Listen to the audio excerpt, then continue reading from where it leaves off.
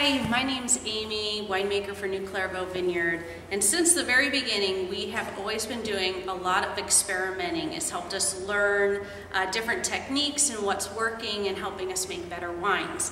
Well, a few years ago we decided to bring some of our experiments to our customers because we wanted to let you see where some of these differences are, some of the more interesting ones.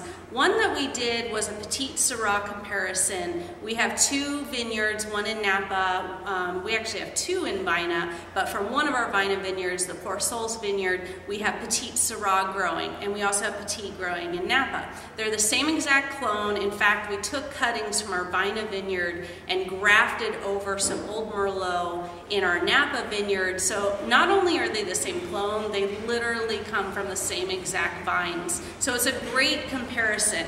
So we have two bottles of wine here, both 2016 Petite Sirahs. One's from Napa, one's from Vina. Both the front labels look exactly the same. They say California because we didn't want you to know which is which. But on the back of these bottles, there's a little clue.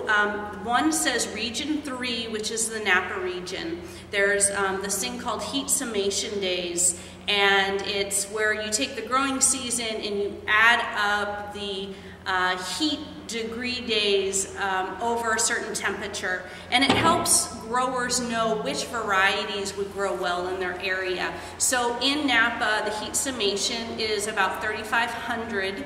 And then the one in Vina, we're a little warmer in Vina, that one's 4,000.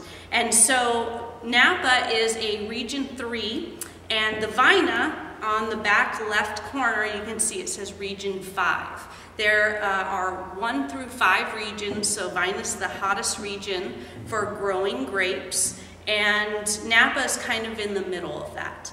So I'm going to do a little tasting of the Napa one, and that's the one you're going to taste as well. But the fun thing about this little experiment is you can buy both bottles and share with your friends, your husband, your wife, and see if they can tell the difference. Can they really tell a Petite Sirah grown in Napa versus Vina? So I'm going to go ahead and pour this wine. So there are a couple little clues that you can tell the difference. They are very similar. I'm not going to lie, this is a really hard thing to tell. And to tell the difference, you think it would be a lot easier, and I don't know if we just made them so similarly that it's a little more difficult to tell. But if you can't tell, don't feel bad, because a lot of us can't. The Napa one, according to the lab, says that it is slightly darker. Now, I've put these wines next to each other. I do believe I can tell the Napa one slightly darker, but I'll admit it's very hard to tell. Petite Sirah is a dark, inky grape, a lot of purple hues to it. This was very deep. It's ruby all the way around the rim. It looks youthful, even though it's a 2016. I'm going to go ahead and swirl it and smell. So both of these wines were made barrel aged in new American oak. So right off the bat, I'm actually getting some toasted oak aromas. And I'm also getting a lot of rich blackberry and maybe some dark chocolate in there. I'm going to go ahead and taste.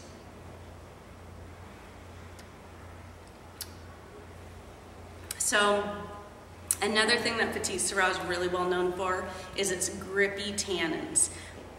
This wine is a great food wine because it's got a lot of complexity and mouthfeel, and so it interacts with food really well.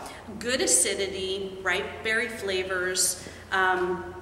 Anyways, just a beautiful wine, full-bodied, dry, red wine, and you can buy the wine either on its own with one bottle, or you can buy them as a pair and open them both up and do a compare and contrast and judge for yourself. So hope you enjoy. Thanks for listening.